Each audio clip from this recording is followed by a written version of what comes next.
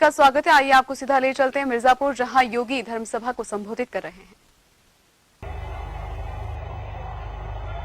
भारत सरकार की वाणिज्य एवं उद्योग मंत्रालय की राज्य मंत्री श्रीमती अनुप्रिया पटेल जी,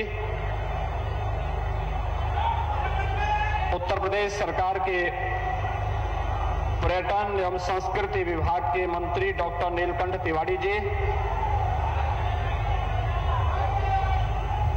उत्तर प्रदेश सरकार में ऊर्जा राज्य मंत्री श्री रमाशंकर पटेल जी,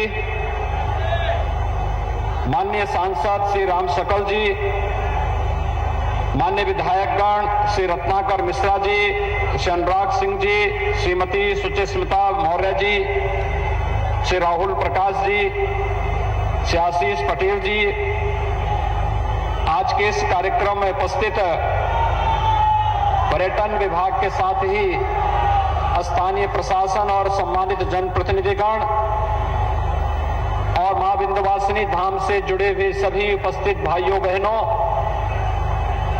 मैं आप सब की ओर से देश के लोकप्रिय गृह मंत्री और सहकारिता मंत्री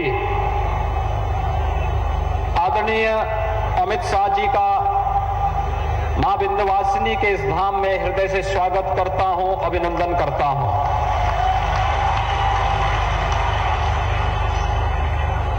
भाइयों बहनों, मां विंध्यवासिनी से हम सब प्रार्थना करें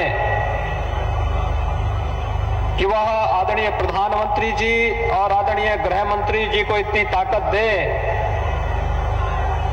कि दशकों से शतकों से इस देश की जो समस्याएं पैदा की गई हैं, उन समस्याओं का समाधान करने के लिए जिस ओज और तेज के साथ विगत 7 वर्षों से आदरणीय प्रधानमंत्री जी ने देश के अंदर सबका साथ, सबका विकास और सबके विश्वास के भाव के साथ कार्य किया है, और जिस भाव के साथ आजादी के बाद पहली बार एक गृह मंत्री के रूप में देश की उन सभी ज्वलंत समस्याओं का समाधान, चाहे वह देश की आंतरिक सुरक्षा से जुड़े हुए मुद्दे हों, देश की आस्था से जुड़े हुए मुद्दे हों, या फिर उन सभी मुद्दों को जिन्हें राजनीतिक स्वार्थों के लिए पिछली सरकारों ने इस देश के अंदर जबरन थोपा था, एक एक करके समाधान के निष्कर्ष तक पहुंचाने का कार्य हुआ है। मैं इसके लिए विंध्यवासिनी धाम के इस पवित्र क्षेत्र में मां विंध्यवासिनी से उनके सुदीर्घ और स्वस्थ जीवन की कामना के साथ हृदय से इस पवित्र धाम में उनका स्वागत और अभिनंदन करता हूं। भाइयों बहनों,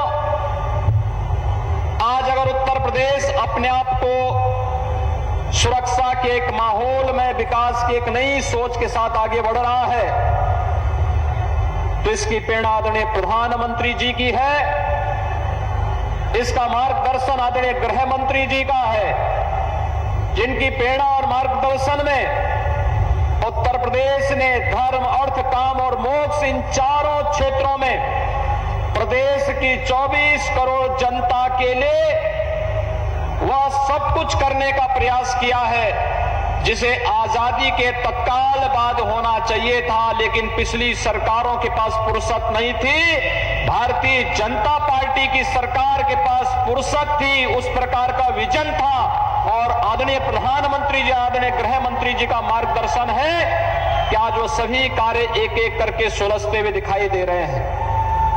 हम सब जानते हैं अभी 5 अगस्त को एक भव्य कार्यक्रम होगा, जब आदरणीय प्रधानमंत्री जी के द्वारा एक दिन में 1 करोड़ लोगों को अन्न वितरण के कार्यक्रम का शुभारंभ होगा। अन्न उत्सव का कार्यक्रम उत्तर प्रदेश के अंदर 5 अगस्त को होगा। 5 अगस्त की पवित्र तिथि हमारे लिए कई मायने रखती है। 5 अगस्त की तिथि सर्जिकल स्ट्राइक के लिए भी जानी जाती है।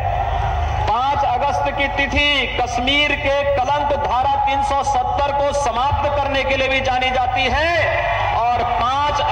की तिथि सैकड़ों वर्षों की गुलामी को बताते हैं अयोध्या में भगवान श्री राम के भव्य मंदिर के कार्य का आदरणीय प्रधानमंत्री जी के कर कमलों से शुभारंभ के लिए भी जाना जाता है। और इसलिए भाइयों बहनों, 5 अगस्त की उस तिथि का कार्यक्रम भी अलग अलग तिथि में आपने देखा होगा कैसे एक तिथि को इतिहास के अमिट अक्षरों में, स्वर्ण अक्षरों में लिख दिया गया है।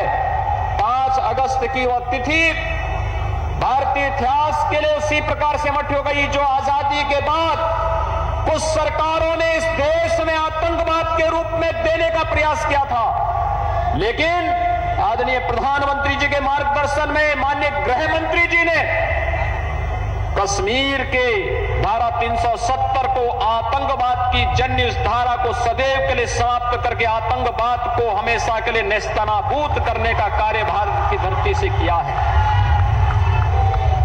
जब भी नेतृत्व यशस्वी होता है, निस्वार्थ भाव के साथ कार्य करता है, तो देश के बारे में सोचता है। 136 करोड़ लोग उसके परिवार के हिस्से होते हैं, लेकिन जब नेतृत्व स्वार्थी होता है, भ्रष्ट होता है, बेईमान होता है, वह केवल अपने बारे में सोचता है, अपने परिवार के बारे में सोचता है। और आजादी के बाद से लेकर के विभिन्न सरकारों में, केंद्र में हो या राज्य में, यही तो होता रहा है। आज अगर प्रदेश में सुरक्षा का वातावरण है, इसकी प्रेरणा किसकी है? पहले दिन से ही आदरणीय प्रधानमंत्री जी ने भी, आदरणीय गृह मंत्री जी उस समय अध्यक्ष, राष्ट्रीय अध्यक्ष थे, तब भी उन्होंने इस बारे में कहा था प्रदेश के अंदर अपराध और अपराधियों के प्रति जीरो टॉलरेंस की नीति के तहत कार्य होना चाहिए। किसी व्यापारी का, किसी नागरिक का उत्पीड़न कतई नहीं होना चाहिए और एक व्यक्ति को न्याय मिले, सरकार का यह ध्येय होना चाहिए। शिक्षा और स्वास्थ्य की बेहतर सुविधा मिल सके।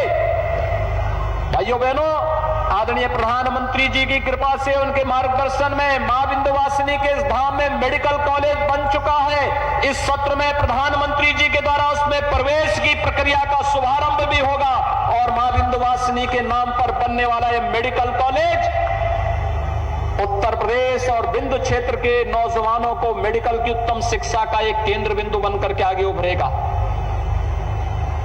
पर्यटन के क्षेत्र में कितनी संभावनाएं उत्तर प्रदेश के अंदर हैं, कोई नहीं पहले बोलता था। 2019 में प्रयागराज कुंभ के समय प्रधानमंत्री जी का और गृह मंत्री जी का जो मार्गदर्शन प्राप्त हुआ और जो सिलसिला प्रारंभ हुआ, आज मुख्यमंत्री पर्यटन संवर्धन योजना के अंतर्गत हम लोगों ने प्रदेश के अंदर सभी 403 विधानसभा क्षेत्र में किसी न किसी पर्यटन केंद्र को लेकर के उसके पुनरुद्धार की और भारतीय आस्था को मजबूती प्रदान करने का कार्य प्रारंभ किया है। और आज उसी श्रृंखला में आदरणीय गृह मंत्री जी का आगमन मां विंध्यवासिनी के इस धाम में मां विंध्यवासिनी कॉरिडोर के पुनर्निर्माण के कार्य के शुभारंभ के लिए भूमि पूजन के कार्यक्रम में प्राप्त हो रहा है। मैं इस अवसर पर उनका हृदय से अभिनंदन करता हूं, स्वागत करता हूं। भाइयों बहनों, आदरणीय प्रधानमंत्री जी ने काशी को उसकी पुरातन काया के साथ एक नए कलेवर के रूप में प्रस्तुत कर दिया है। आज काशी में कार्य हो रहा है। आज अयोध्या एक नए सिरे से आगे बढ़ रही है।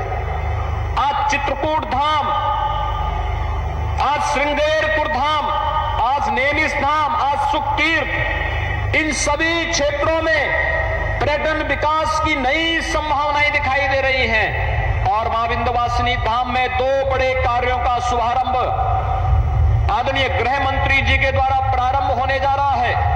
एक काली खो और अष्टभुजी में रोपवे का शुभारंभ। कभी लोग सोचते नहीं थे कि इन तीर्थों में रोपवे भी लगेगा। उत्तर प्रदेश में रोपवे की कोई कल्पना ही नहीं करता था, लेकिन आज पर्यटन विभाग की तरफ से रोपवे का निर्माण का कार्य भी आदरणीय गृह मंत्री जी के कर कमलों से थोड़ी देर में प्रारंभ हो जाएगा। और साथ साथ मां विंध्यवासिनी का यह धाम जो हमारी सकल ऊर्जा का आधार है, मां विंध्यवासिनी आदि शक्ति है, मां भगवती है और उनकी शक्ति के बगैर इस धरा से एक तिनका नहीं हिल सकता। इसलिए मां विंध्यवासिनी के इस धाम के प्रति न केवल आस्था को सम्मान हो, बल्कि पर्यटक यानी श्रद्धालु जनों को सुविधा हो ही पर्यटन की अपार संभावना। जन टीवी की लेटेस्ट अपडेट पाने के लिए हमारे चैनल को जरूर सब्सक्राइब करें और नोटिफिकेशन पाने के लिए बेल आइकॉन दबाएं।